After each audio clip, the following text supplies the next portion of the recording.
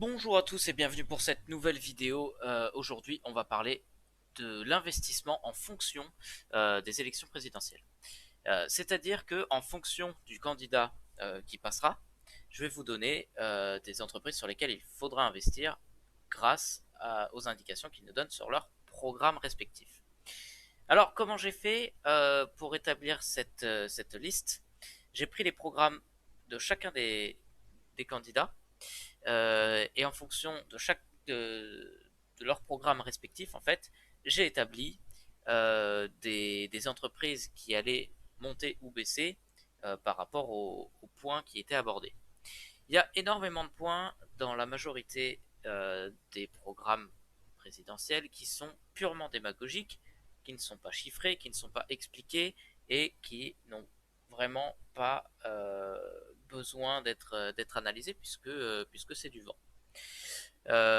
Donc j'ai pris pas tous les points, mais certains points des programmes euh, des candidats les plus cotés, donc que vous pouvez voir ici.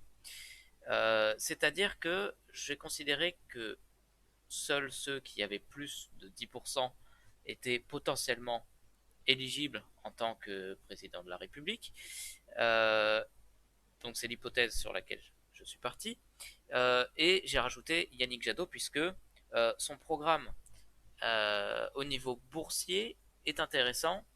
Il y a peu de chances vraisemblablement qu'il passe, mais si jamais il passe, nous au niveau de la bourse, nous actionnaires, on a des jolis coups à jouer. J'ai aussi rajouté Yannick Jadot puisque quand on voit le top 5 ici, on voit que au-delà d'Emmanuel Macron, on a Marine Le Pen, Zemmour et Pécresse qui sont trois candidats de droite, et donc le seul candidat de gauche à être présenté était Jean-Luc Mélenchon. Le fait de rajouter Yannick Jadot permet de rééquilibrer un petit peu la balance. Bon, alors, on va rentrer dans le détail, mais tout d'abord, on va faire le classique avec le disclaimer. Toutes les informations contenues dans cette vidéo sont publiées à titre informatif uniquement, ce n'est en aucun cas une recommandation d'achat. Investir en bourse comporte des risques. Bien, retournons sur mon petit fichier. Et donc sur mon petit fichier, on peut voir en premier Emmanuel Macron, notre bien-aimé président de la République et roi du vaccin, qui, s'il est réélu, bien évidemment, fera remettre le pass sanitaire et donc enrichir Pfizer, Moderna et Johnson Johnson, etc. Donc du coup, le premier point, c'est que si Emmanuel Macron est réélu, on peut considérer que Pfizer va refaire une très belle année, et donc Pfizer est un achat.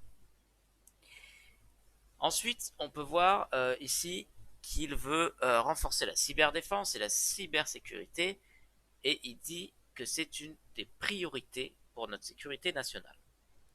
Donc la cyberdéfense, effectivement, c'est important puisque dans les différentes entreprises dans lesquelles j'ai travaillé, personnellement, donc dans l'industrie, avant le conflit avec les Russes, chacune des boîtes dans lesquelles j'ai bossé s'est fait hacker par les Russes. Aujourd'hui, dans un conflit qui est également un cyberconflit, effectivement, la cyberdéfense devient une de nos plus grandes priorités. Et là-dessus, on a trois leaders qui sont également des leaders du domaine de la défense, et ce sont Airbus, Thales et Safran. Airbus, Thales et Safran, on va revenir là-dessus, c'est très important puisque on veut mobiliser 2% du PIB pour renouveler les avions ravitailleurs, Airbus, moderniser les blindés de l'armée de terre, pardon. Donc ça, c'est Volvo qui a racheté Arcus, qui avant ça a été Renault Trucks Défense, il y a quelques années en arrière, décennies même, je pense. Renault Trucks Défense, entreprise dans laquelle j'ai travaillé d'ailleurs, et Nexter qui appartient à une entreprise KV, je sais plus quoi, qui n'est pas cotée sur tous les brokers, c'est pour ça que je ne l'aborde pas. Renault Trucks Défense n'a pas, donc Arcus maintenant, n'a pas assez d'impact au niveau du chiffre d'affaires pour changer drastiquement le cours de Volvo AB, donc c'est pas intéressant d'investir sur Volvo AB.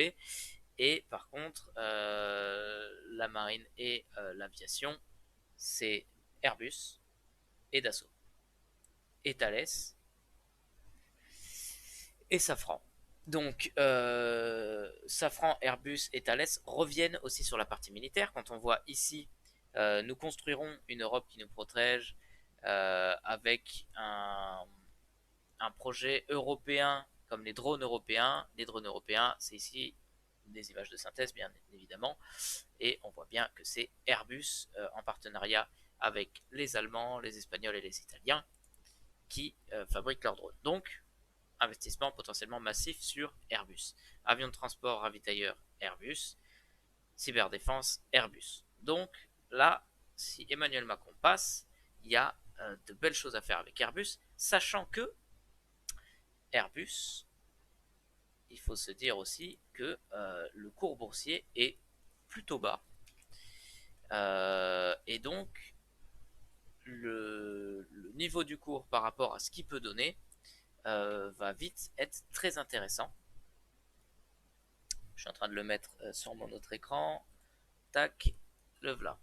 Donc, vous voyez, le Covid, paf, c'est tombé, c'est bien remonté depuis, et là, dernièrement, avec la guerre, on est pas mal descendu, et on n'est pas remonté, puisque tout le monde n'a pas fait le rapprochement encore entre Airbus et Airbus Défense, mais c'est important, et il ne faut pas oublier Airbus Aerospace, qui développe les fusées Ariane, et Airbus Défense qui développe aussi les missiles M51 qui sont nos missiles nucléaires. Euh, donc avant c'était séparé en deux entreprises qui étaient Héraclès et Astrium. Héraclès pour les missiles, Astrium pour les fusées Ariane. Et malheureusement sur la nouvelle fusée Ariane, on est encore sur une fusée avec des lanceurs qu'on ne récupère pas, contrairement à ceux de SpaceX. Donc ça va pas être la folie, mais les prochaines fusées seront calquées sur le modèle de SpaceX.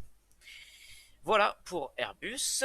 Euh, je remets ça de côté, pardon. Oh là là là là, la galère. Tac, tac, voilà. Donc, ceci étant remis de côté, on peut parler de la suite. La suite, c'est toujours investir massivement pour permettre de développer d'ici 2030 le premier avion bas carbone, évidemment Airbus. Produire en France à l'horizon 2030 près de 2 millions de véhicules électriques et hybrides, là, c'est bonne nouvelle pour Tesla, puisque c'est bonne nouvelle aussi pour Renault et tous les constructeurs automobiles standards, mais ces constructeurs automobiles, il faut bien se dire que sur les bornes superchargeurs, ils perdent l'avantage de l'électricité à bas coût pour compenser le gasoil et l'essence et l'éthanol. L'éthanol, le prix est en train de monter puisque la demande augmente par rapport à l'offre. Les voitures électriques, le prix électrique à la borne monte puisque Tesla a les bornes et fait payer plus cher à ceux qui n'ont pas de Tesla, et ils ont bien raison. Donc, moi je mettrais plutôt un achat sur Tesla. Pardon, je vais remonter ceci. Ensuite, les gardes frontières et état-major, ça n'a assez peu d'importance. Les lunettes et prothèses auditives et dentaires mettront en place une prise en charge à 100% des lunettes. Ça veut dire que tous ceux qui ont besoin de refaire leurs lunettes, de réacheter leurs lunettes, les lunettes sont très très chères et ne sont pas couverts à 100%, loin de là, par la mutuelle, par la sécurité sociale. Et ceux qui ont une bonne mutuelle payent moins cher, mais ça reste un coût important. Et donc, hésitent à refaire leurs lunettes, à racheter des paires de lunettes, alors que, en réalité, il y a un vrai besoin. Et si c'était pris à 100%, moi le premier, je rachèterais une paire de lunettes. Donc, du coup, ça, c'est très très bon pour Essilor, sachant qu'en plus, Essilor est une entreprise française, leader mondial dans les verres de correction de lunettes. Donc voilà, là c'est un gros achat sur Essilor pour Emmanuel Macron. Et on arrive un petit peu à la fin des entreprises sur lesquelles il fera bon investir sous la direction d'Emmanuel Macron. On peut juste rajouter un achat sur Euronext, qui a eu une grosse baisse petit à petit au fil de ces 6 derniers mois, alors que les résultats sont très bons, la croissance est toujours très bonne, et on veut donc du coup construire une Europe qui protège nos industries stratégiques en mettant un mécanisme de contrôle des investissements étrangers en Europe afin de préserver les secteurs stratégiques, et ça ne peut se faire pour moi que par l'intermédiaire d'Euronext, qui est en gros le, le stock exchange qui cote le CAC 40 en France. Donc Euronext, voilà. Passons sur Marine Le Pen qui est deuxième avec 18,5% des voix. Marine Le Pen, qu'est-ce qu'elle dit? Elle dit, hop, je vais encore décaler ma petite caméra, je vais bouger beaucoup aujourd'hui. Elle dit, il n'y a pas beaucoup de points qui sont très intéressants, c'est très démagogique, très peu expliqué, très peu dans le détail, donc j'ai pris vraiment des points sur lesquels j'avais des choses à dire, mais malgré tout, il n'y en a pas des masses, mais on va voir des entreprises qui vont revenir souvent, et notamment sur la partie énergétique. Marine Le Pen dit, on va rendre aux ménages les 5 milliards de subventions versées notamment aux éoliennes. Qui produit les éoliennes en France? Areva, Alstom. Donc, ça veut dire baisse potentielle de Alstom, puisque Areva appartient à 100% ou quasiment à l'État français. La vraie entreprise cotée en bourse sur laquelle il faudra jouer, c'est Alstom. Alstom qui donc est principalement expert en turbine avec General Electric et en train, TGV, métro, etc. Voilà, donc vente sur Alstom, même si Alstom, si on regarde le cours boursier, il est très très bas. On y reviendra après Alstom puisqu'on va beaucoup en parler, et du coup je présenterai le cours boursier à la fin. Donc voilà, arrêter les projets éoliens et démanteler progressivement les parcs existants. Donc là, pardon, Veolia, Alstom, tout ça, ça va descendre. Relancer la filière nucléaire, hydroélectrique et réinvestir dans la filière hydrogène. Hydroélectrique, ça peut être plutôt bon pour Alstom. Ça nuance le programme éolien, parce que Alstom sont surtout sur les éoliennes offshore d'ailleurs. La filière hydrogène, bon bah Air Liquide, tout ça, qui sont fournisseurs, vont peut-être pouvoir profiter de ça, puisqu'il va falloir transférer cet hydrogène qui aura été produit. Et la filière nucléaire profitera à EDF qui baisse ses coûts de production d'électricité. En parallèle, garantir aux paysans des prix respectueux de leur travail et mettre un terme aux marges abusives de la grande distribution. La grande distribution, c'est qui? C'est Unilever et Alstom. Donc Unilever et Danone, pardon. Unilever et Danone, ça va baisser si Marine Le Pen passe et applique cette baisse de marge abusive. Marge abusive qui, quand on a bossé dans le milieu, j'ai bossé chez Unilever pour l'entreprise que j'ai Miko. Miko qui fait les magnums, les bacs de glace, etc. Je vous garantis que la marge n'est pas si élevée que ça. Et donc du coup, le fait de baisser cette marge abusive, ça tuerait l'entreprise, et de toute façon, ça tuera jamais Unilever parce que c'est une multinationale qui a les reins très solides et qui ne vend pas qu'en France. Pardon. Et donc du coup, ils risquent de soit plus vendre puisqu'ils n'ont pas intérêt à vendre à perte, soit faire plier Marine Le Pen en lui expliquant que sa marge, elle l'a complètement inventée. Excusez-moi, je suis un peu fatigué parce que je fais la vidéo un petit peu tard. Elle parle aussi de baisser la TVA à 5,5 sur les carburants et l'énergie, et surtout de baisser le prix des péages de 10 à 15% en nationalisant les autoroutes. Nationaliser les autoroutes, ça demande à voir de comment ils vont faire ça. Est-ce qu'ils rachètent des actions? Est-ce que on dilue? Qu'est-ce qui va se passer? En tout cas, si elle passe, peu importe comment ils le font, ça aura un impact sur le cours boursier de Vinci.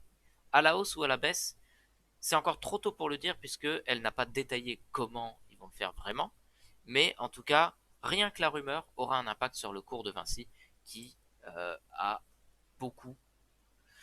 Vinci et Eiffage, hein, les deux ont beaucoup de parts de marché sur les autoroutes. Réouvrir la centrale nucléaire, donc là, on l'a dit ici, c'est bon pour EDF. 6 nouveaux réacteurs EPR, donc là, c'est Areva hein, qui s'occupe de ça. Et la présomption de légitime défense pour les policiers. Il faut comprendre que, on va le voir avec Éric Zemmour juste après, il y a également de l'investissement potentiel sur la police, puisque ça fait partie des candidats, donc nos 3 candidats de droite, qui veulent massivement investir sur les policiers et dans leur équipement. Et dans leur équipement, on va voir que même s'il y a beaucoup de choses qui sont pas cotées en bourse ou qui appartiennent à l'État, il y a des entreprises qui peuvent être intéressantes, entreprises qui ont fait des pas hyper bons résultats ces derniers temps, donc qui sont en train de descendre un petit peu, ce qui nous permettra d'avoir un bon point d'achat. Et cette entreprise, c'est Axon, A-X-O-N, et c'est l'entreprise qui fournit les tasers. Sachant qu'une cartouche de taser, juste la cartouche, hein, pas le pistolet, c'est 45 euros. Voilà. Et c'est usage unique. Hein. Tu l'utilises une fois, c'est 45 euros pour l'État. Voilà. Éric Zemmour, donc on va revenir un petit peu sur les mêmes points. En tout cas sur la partie policière, puisque son programme est très très très très concentré sur la sécurité. Alors il y a des beaux graphiques qui sont assez bien, qui sont assez parlants. Par contre, au niveau de la diversification du programme, eh ben, il n'y a pas grand chose à dire, surtout d'un point de vue investissement. Bon, cependant, c'est très très très marqué sur la police et c'est très marqué sur le fait que on va investir massivement sur la police. Et si on investit massivement sur la police, sachant que ici il justifie bien qu'on est les moins bien dotés et que son objectif, son ambition, c'est d'augmenter les, les armes en fait de la police nationale, tonfa, matraque, enfin tonfa en fait surtout, euh, tout ce qui est non létal, hein, Flashball, donc c'est une entreprise française qui fait ça, et bah, les tasers donc avec Axon, A-X-O-N. En plus de ça, il y a un petit programme sur les automobilistes, c'est-à-dire supprimer le permis à points. Supprimer le permis à points, ça fait que les gens vont vachement moins perdre le permis, puisque au-delà de l'alcool, qui là ne changera rien, quand on a un auto, on perd son permis. Euh, auto, bon, enfin voilà, je vais pas vous faire la blague, mais il y a également les limitations de vitesse et les points qu'on perd à cause de ça, et ben ce sera plus le cas, et donc du coup il y aura sûrement beaucoup moins de ventes de voitures sans permis. Donc les voitures sans permis, il y a Eon Motors qui est rentré en bourse il n'y a pas longtemps. Pour la police, les tasers, c'est Axon. Et il y avait Renault. Alors pourquoi j'avais mis Renault? Supprimer le permis à points, limitation à 90, mettre fin à toutes les interdictions pour rouler en ville. Je ne sais plus. Mais je ne sais plus. Bah pardon. Mais j'ai pas mis le point qui allait avec Renault. Donc n'en tenez pas compte. Mais bon, de toute façon, si... Ah si, pour la police, bien évidemment. Pour oui, voilà, c'était pour ça. Pour les voitures de police, puisqu'il faudra racheter et rénover des voitures de police. Et ben, ce sont des Renault. Voilà, c'était pour ça. Valérie Pécresse, dernière candidate de droite, qui est quatrième actuellement dans les sondages, qui a un programme de droite également. Et le programme de droite, il dit quoi? Il dit on veut augmenter les forces de police. Donc, du coup, police, gendarmerie. Hein, excusez-moi s'il y a des gendarmes là-dedans. On vous compte aussi, les gars. Et d'ailleurs, vous, on vous compte même plus dans le budget de la défense que dans le budget de la police, même si bah, quand on regarde les programmes, j'ai l'impression que nos amis politiciens ne font pas la différence entre police et gendarmerie. Bref, donc apporter un soutien inconditionnel et un appui financier massif à nos forces de l'ordre. C'est un investissement de 5 milliards d'euros pour reconquérir les territoires abandonnés de la République, blablabla. Donc, toujours pareil, Renault pour les bagnoles et Axon pour les tasers. Bon, tout le reste, blablabla. Augmenter les capacités de renseignement stratégique et de cyberdéfense. Si vous avez bien suivi et que vous avez attentif, vous avez bien appris votre leçon. Cyberdéfense et renseignement stratégique, c'est Thales, Safran, Airbus.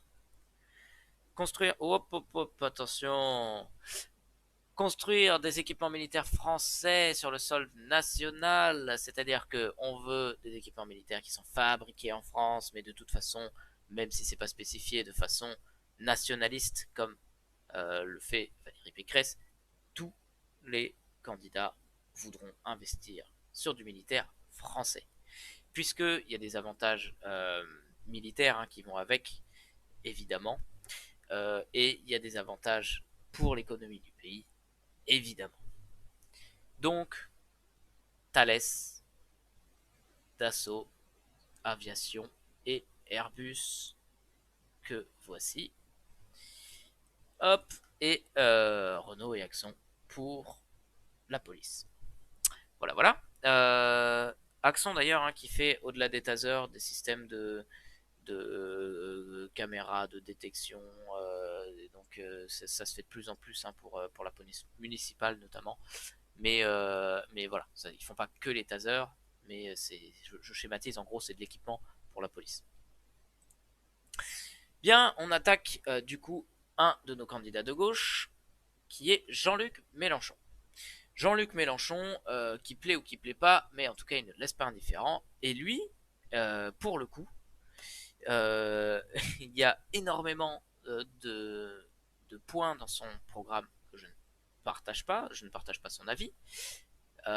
Cependant, il faut reconnaître que son programme est l'un des plus travaillés et les plus expliqués et alors j'allais dire les moins démagogiques, c'est pas vrai parce que c'est extrêmement démagogique, mais il y a du comment on veut faire pour y arriver, et qu'est-ce qu'on veut changer, et c'est des points assez spécifiques. Typiquement, il dit on met fin à l'hypocrisie et à la répression des consommateurs, on légalise le cannabis, ça fait rentrer de l'argent pour les caisses de l'État, ça fait améliorer la qualité des produits consommés, on va faire une grosse taxation, on met fin à la filière parallèle qui crée de la délinquance, le financement des campagnes de santé publique pour la diminution des consommations, on va, enfin bref, etc.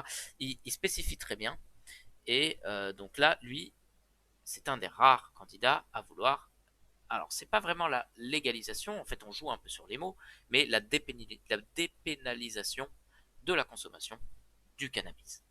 Et ça, c'est une excellente chose. C'est une excellente chose parce que, en réalité, économiquement pour le pays, c'est très bon.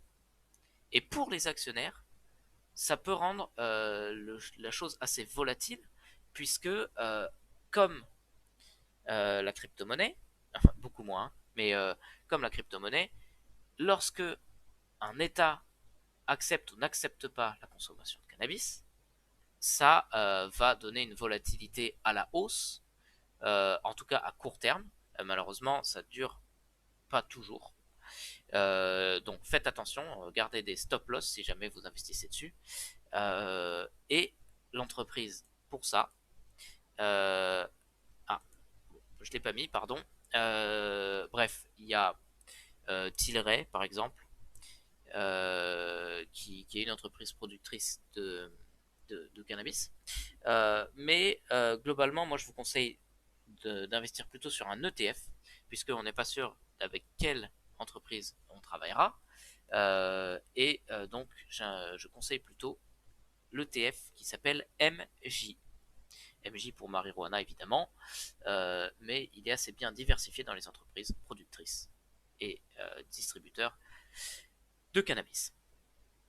Bien, l'espace, notre horizon commun, c'est un livret entier. Alors j'ai pris juste le titre, mais du coup, je vous résume globalement. l'espace c'est important, les satellites pour la défense, pour le développement et le rayonnement de la France à l'étranger, blablabla, c'est important. Donc, on a écouté tout à l'heure. Tout à l'heure, qu'est-ce qu'il a dit Mathieu? Il a dit Astrium, bien joué les gars. Et Astrium, c'est quoi? C'est Airbus Aerospace. Interdire les tasers, les grenades des encerclements, balles de défense, machin. Donc là, c'est Axon à la baisse. Là, il faut shorter Axon. Relocaliser la production essentielle à la vie de notre pays, mettre fin à la dépendance de la France sur les domaines stratégiques, semi-conducteurs, médicaments, semi-conducteurs, production française, ST Microelectronics. Alors, ST Microelectronics, il a monté très fort 2020-2021.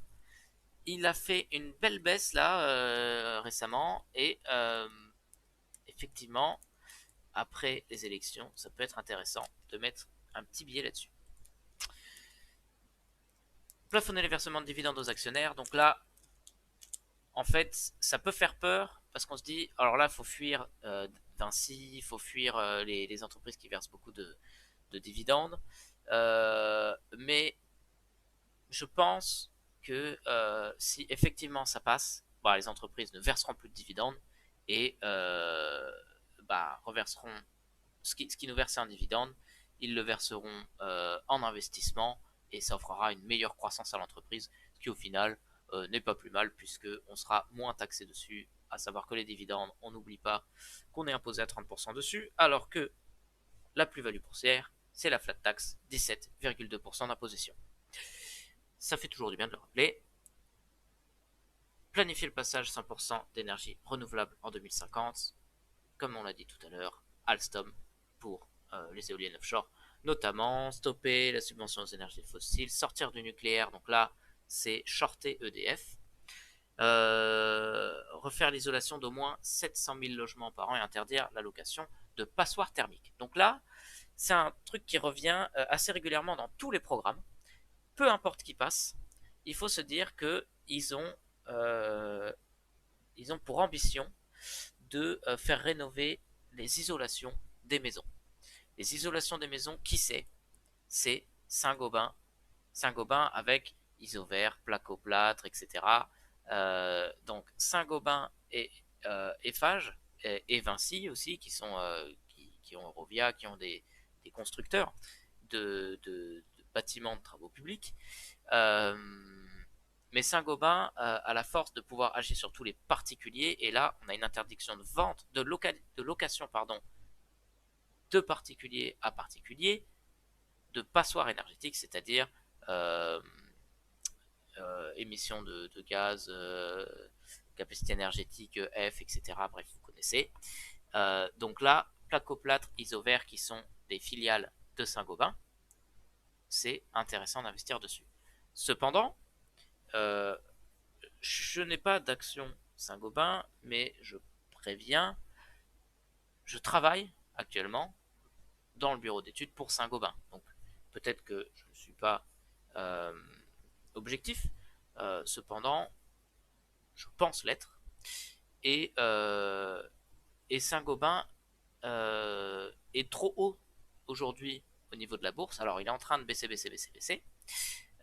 Et je pense que si effectivement il affiche une belle baisse avant les élections, ce sera très intéressant d'investir dessus puisque il va faire une belle année post-élection grâce à Placoplâtre et Isover.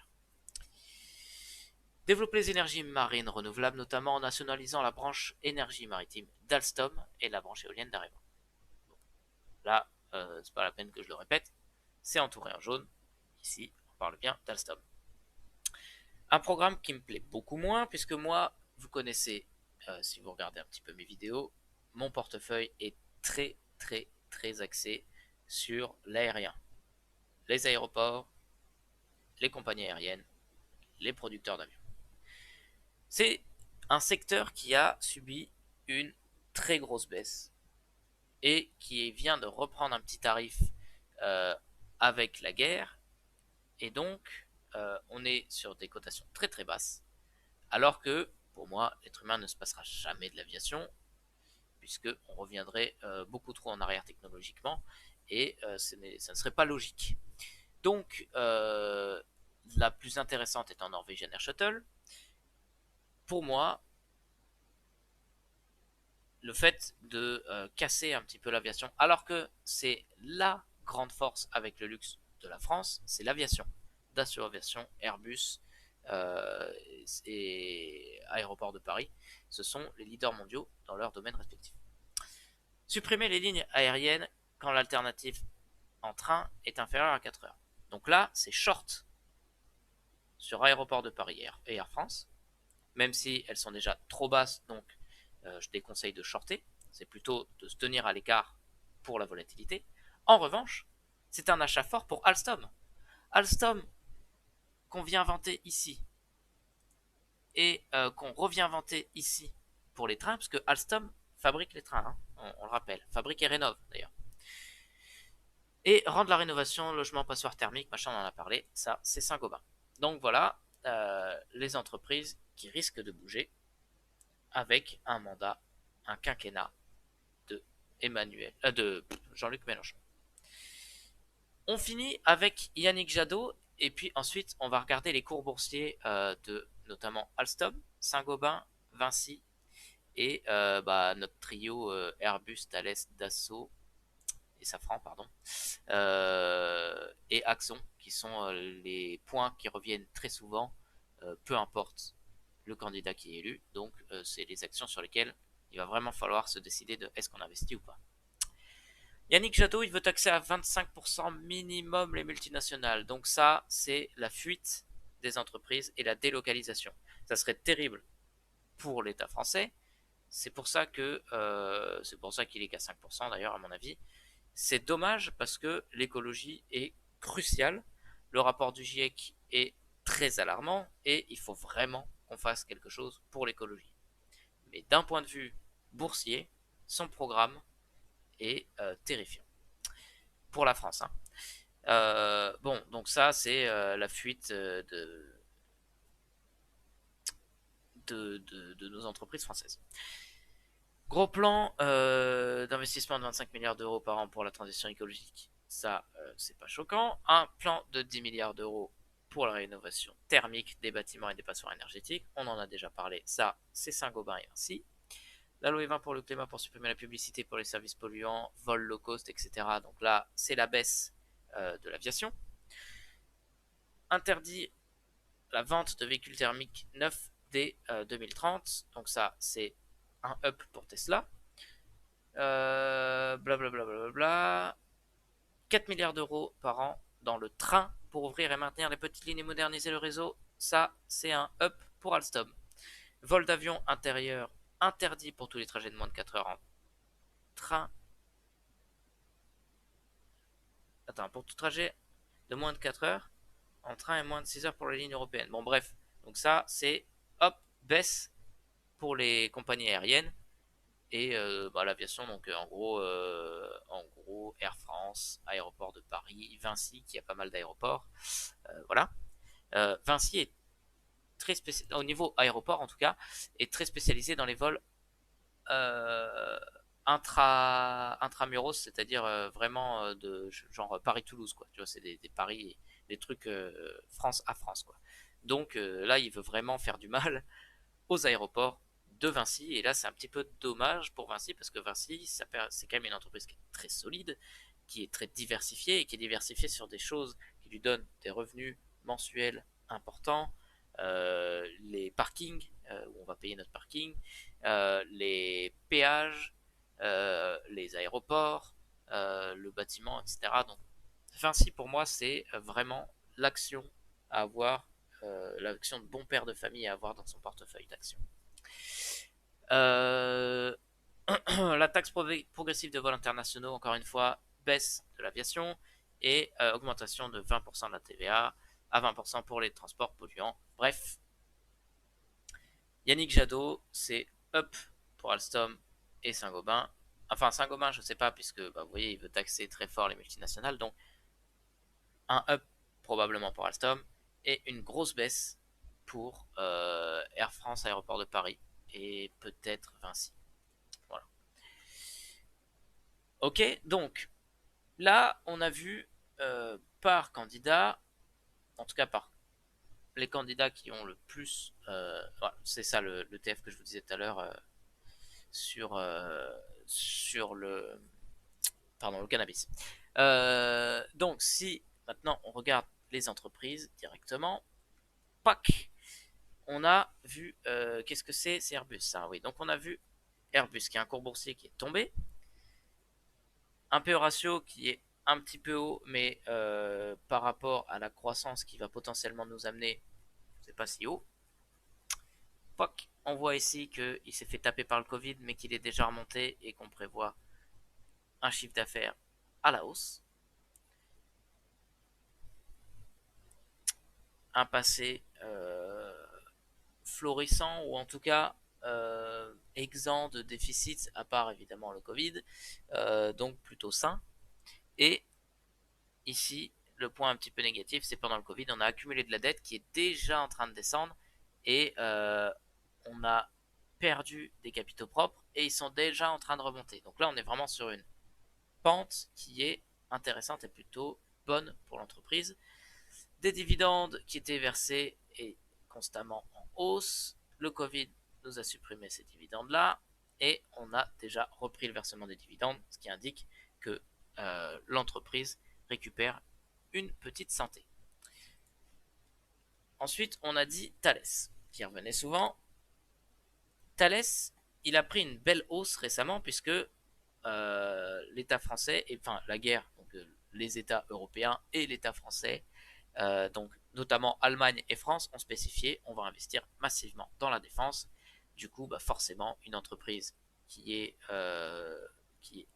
archi orientée défense comme Thales, eh ben, elle a pris un bon pic. Mais elle n'est pas à son ATH et théoriquement, elle devrait encore monter.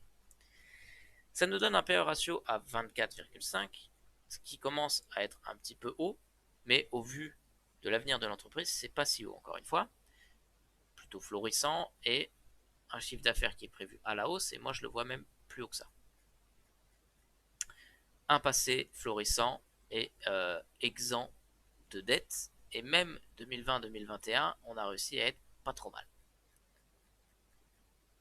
Une dette qui s'est renforcée en 2020-2021 puisque Covid, il y avait les gens à la baraque, etc.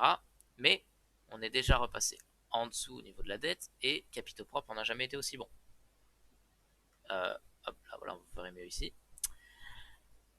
Et pour finir, des dividendes qui étaient en hausse permanente. Le Covid a fait qu'on n'en versait plus. On en a déjà commencé à en reverser et on en verse déjà plus qu'avant le Covid, ce qui veut dire que l'entreprise a une belle croissance et prévoit d'augmenter drastiquement ses bénéfices. Ensuite, on a dit Safran. Safran, vous voyez, il n'a pas récupéré de l'avant Covid. Il commençait à remonter et puis là, il a eu un cours bien baissier. Et là, en plus, on est sur le bottom du canal de son cours baissier. Donc, au niveau du PE ratio, vu qu'on a des tout petits bénéfices, c'est un PE ratio qui explose tout. Donc là, évidemment, c'est beaucoup trop haut. Mais il faut bien comprendre que ce PE ratio, il est là uniquement parce qu'on a fait que 43 millions de bénéfices nets, alors que d'habitude, on est sur du milliard, entre 2 et 2,5 milliards. Et on est en train de récupérer une croissance. Ici, on n'était pas top top, puis on est remonté, le Covid nous a fait mal et on est en train de remonter. Voilà. Au niveau de la dette, par contre, on est très sain. On n'a pas eu vraiment d'explosion de la dette et les capitaux propres augmentent en même temps que la dette, voire plus, puisque on a un pourcentage dette sur capitaux propres qui est en baisse constante, ce qui veut dire que on fait de plus en plus de capitaux par rapport à ce qu'on a de dette. Donc ça, c'est une très bonne nouvelle et une bonne croissance pour l'entreprise. On finit avec les dividendes, même chose que les entreprises précédentes, c'est en croissance. Le Covid a fait mal, donc on n'en versait plus. Là, on a déjà recommencé à en verser. Par contre, le petit bémol là, c'est que on est plus, euh, on est moins orgueilleux et moins confiant sur l'avenir, puisque on verse des dividendes qui sont plus faibles. Alors, il y a de ça, et il y a aussi le fait que on a fait des bénéfices nets qui sont très faibles là. Donc, en versant des dividendes, des petits dividendes, même en versant des petits dividendes, et en fait, les dividendes, ils correspondent à 5 fois les bénéfices. Et c'est normal que on puisse pas verser 15 fois nos bénéfices parce que c'est très malsain pour l'entreprise. Et donc, du coup, c'est pour ça que c'est petit parce qu'on a eu des tout petits bénéfices cette année. Petits bénéfices qui sont compensés par le fait qu'on n'ait pas de dette. Donc, l'année prochaine, pof, ça devrait remonter très fortement. Enfin, l'année prochaine, cette année en fait. Voilà, voilà pour Safran. On va parler de Axon, ou Axon plutôt, qu'on a entendu beaucoup.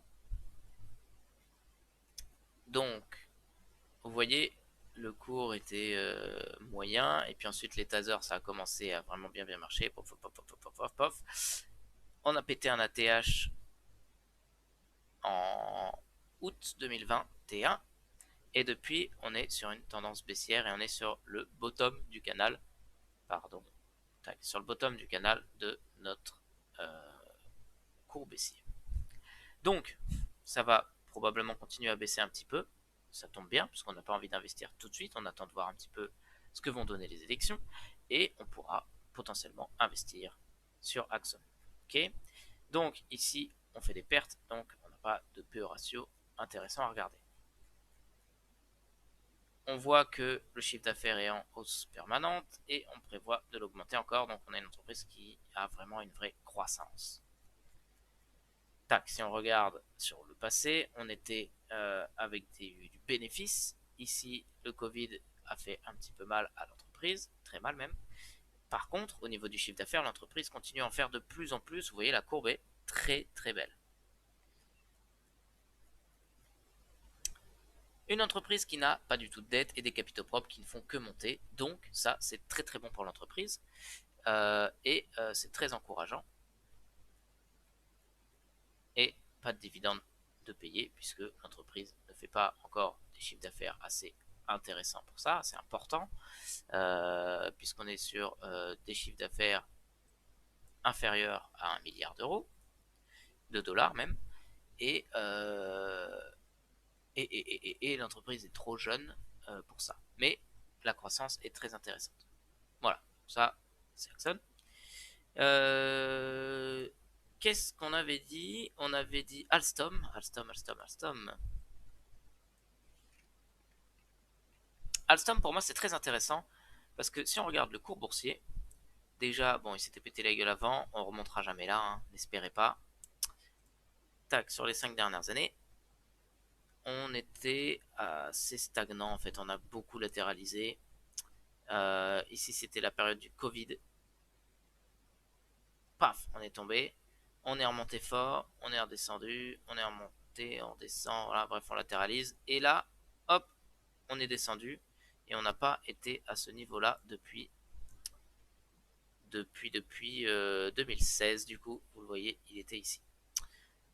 Donc, Alstom qui a fait une bonne baisse, il fait des bénéfices, mais il a un PE ratio très très haut par rapport aux bénéfices actuels, et c'est normal puisque les bénéfices ici, ils sont proches de zéro. On est à 55 millions, c'est exactement comme l'entreprise qu'on a vue précédemment. Si on n'a que 55 millions de bénéfices, et on a un PE ratio qui est très haut. Par contre, par rapport à 380 millions, c'est un PE ratio qui est beaucoup plus logique et sensé. Bref, vous voyez, on est déjà en train de remonter et on prévoit une croissance assez importante. Et si jamais, si jamais nos petits amis candidats qui veulent investir un petit peu sur Alstom passent, ça pourrait être très intéressant pour l'entreprise. Les capitaux propres beaucoup plus haut que la dette, donc ça c'est très sain. On a eu un bon pic ici là, en sortie de Covid. Et par contre, bon, alors pour les dividendes, on sait pas, ça monte, ça descend. Ici, on avait quand même un beau 13%. Et puis, c'est redescendu, et là, on est sur du 1%. Bon, les dividendes, il faudra pas y compter sur Alstom, je pense que ce sera pas intéressant. Les 13% sont aussi liés à ça. Non, pardon, c'est le fait qu'on ne soit pas remonté beaucoup, c'est lié à ça, c'est parce qu'on fait des bénéfices nets qui sont de 50 millions seulement.